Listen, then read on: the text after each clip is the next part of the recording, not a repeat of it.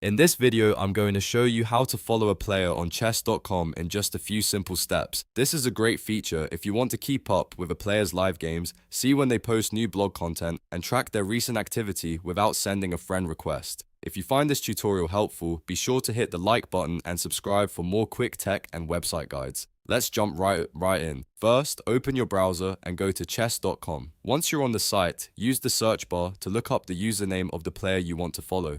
Make sure you type the name correctly so you land on the right profile. After the player's profile appears, take a moment to look at the page and find the interaction buttons on the right side of the screen. This is where chess.com keeps the options for connecting with other users. You may see a few different buttons or a menu depending on the profile layout, but what you want to do is locate the drop-down or action menu associated with that player. Click on it to open the available options. From the list, choose follow. Once you click follow, you'll be subscribed to that player's updates. That means you'll be able to stay informed when they're active, when they play live, and when they share new content on chess.com. It's a simple way to follow along with players you enjoy watching or learning from.